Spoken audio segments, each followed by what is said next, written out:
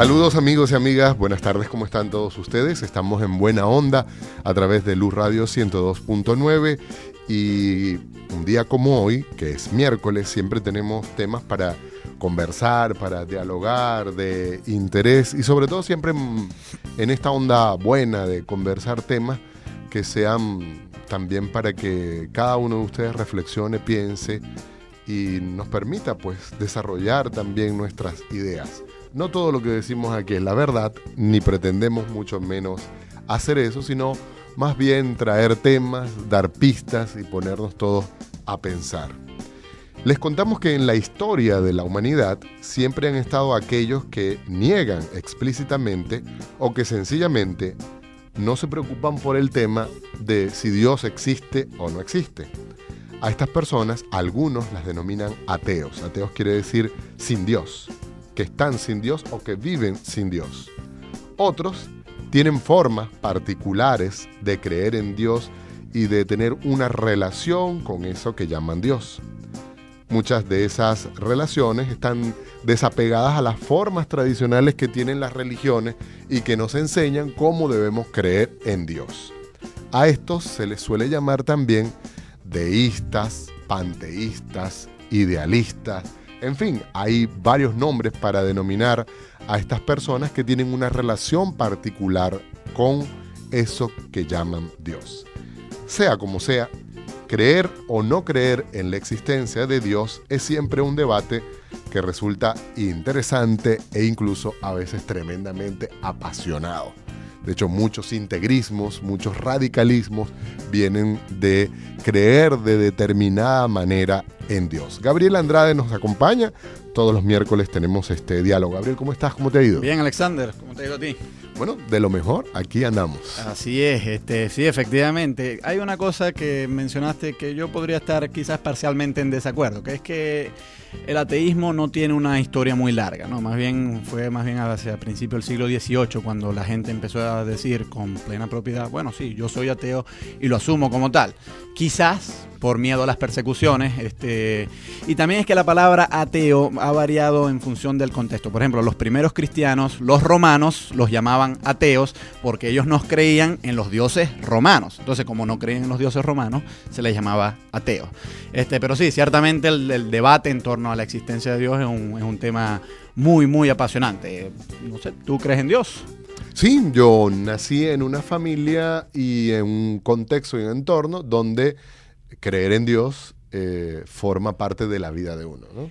Pero fíjate tú que yo eso no lo veo como una plena justificación para creer en Dios, porque el hecho de que uno haya sido criado en un determinado ambiente no implica que las creencias de ese determinado ambiente sean verdaderos. Sí. Yo, por ejemplo, puedo ser criado, qué sé yo, entre una familia que le gusta el vallenato, no por ello a mí me tiene que gustar el vallenato. Sin duda. O en todo caso, yo puedo ser criado en una familia que no sé, que cree que la Tierra es plana. Eso no implica que la creencia de que la Tierra es plana sea verdadera.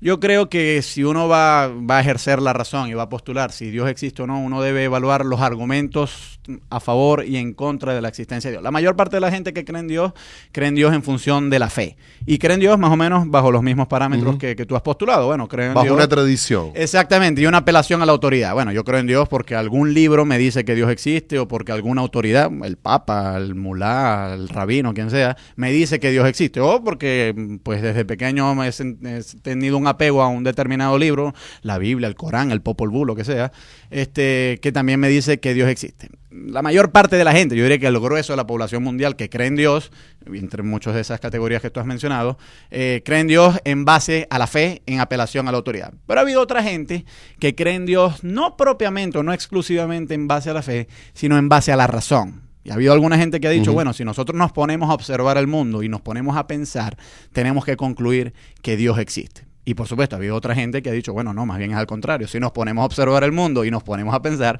tenemos que concluir que Dios no existe. Entonces, a lo largo de la historia, esto ha sido más que todo una discusión en la civilización occidental y la islámica. A lo largo de la historia de estas dos grandes civilizaciones ha habido muchos argumentos a favor y en contra de la existencia de Dios. No sé si quieres que te cuente algunos de ellos. Sí, me gustaría, por supuesto. Bueno, hay varios argumentos a favor de la existencia de Dios, ¿no? Mucha gente dice, bueno, la cuestión de la existencia de Dios, como te estoy diciendo, es una cuestión exclusivamente de fe. cada quien tiene el privilegio de creer o no. Pero ha habido mucha gente que ha dicho, no, vamos a ponerle un poco de coco, vamos a pensar un poco a ver si Dios existe. Un primer argumento es lo que ha venido a llamarse el argumento cosmológico. Y este argumento viene de Santo Tomás de Aquino, un famoso filósofo de la Edad Media. Y que va a influir impresionantemente el mundo católico. Sí, no, y supieras que no solamente el católico, sino también el cristiano en general. Los protestantes, si bien no lo consideran santo, le tienen mucho respeto precisamente por la gran dote intelectual que Santo Tomás de Aquino ofreció. Escribió muchísimo, ¿no? Sí, se llamó la Summa Teológica y la Suma contra los Gentiles son tomos enteros, ¿no? Pero en la Suma Teológica, casualmente, ya que lo mencionas, ahí Santo Tomás, él ofrece varias pruebas a favor de la existencia de Dios. Y algunas de esas pruebas pueden aglutinarse bajo este argumento que te estoy comentando, que se llama el argumento cosmológico. Básicamente este argumento lo que dice es que todo en el universo, todo en el mundo, tiene una causa. O si no, que todo en el mundo es movido por otro agente. Ahora, si uno se pone a estipular una cadena causal de cosas, unas que causan a otras, y uno dice, bueno, ¿cuál es la causa, por ejemplo, Alexander, de que tú hayas estado aquí hoy? Bueno, probablemente porque te levantaste en la mañana. ¿Y cuál es la causa de que te hayas levantado en la mañana? Bueno, sonó el despertador. ¿Y cuál es la causa de que haya sonado el despertador? No sé, que lo pusiste para que sonara a una determinada hora. Si uno va echando hacia atrás cada causa, llega un momento en que tiene que haber una primera causa que no fue causada. Porque según Santo Tomás, uno no puede extender las causas al infinito. Lo mismo como en el movimiento. Por ejemplo, tú tienes ahorita el micrófono cerca de tu boca. ¿Quién puso ese micrófono ahí? Bueno, tu mano. ¿Pero quién movió tu mano? Probablemente las neuronas de tu cerebro. ¿Y quién movió las neuronas de tu cerebro? Bueno, alguna carga eléctrica. ¿Y quién movió esa carga eléctrica? Y si uno sigue así la secuencia de movimientos, tiene que haber, según Santo Tomás de Aquino, lo que ha venido a llamarse un primer motor que puso en movimiento las demás cosas, pero que nadie lo movió a él. Entonces, esa entidad que está en el origen del universo, que dio origen, constituyó el primer movimiento, pero que no fue movido, constituyó la primera causa, pero no fue causada, es lo que la gente podría llamar Dios. Entonces uno dice, bueno, si hay causas y hay movimiento, tiene que haber una primera causa no causada y un primer movimiento no movido, y eso sería Dios. Ahora, en el mundo occidental... Con eso se pretende probar que Dios existe. Ahora, en el mundo occidental causó cierta angustia las pruebas de la existencia de Dios. Bueno, claro, porque no son tan buenas esas pruebas. Este argumento que yo te acabo de decir ha convencido a muchos, pero a mí en particular no me convence mucho. Y la principal crítica que yo te haría a este argumento que te acabo de ofrecer es, bueno, que si todo tiene una causa, ¿cuál es la causa de Dios? ¿Por qué Dios no tiene una causa? Si nosotros asumimos, no, es que Dios se causó a sí mismo. Bueno, puede ser, pero entonces, ¿por qué el universo no se causó a sí mismo?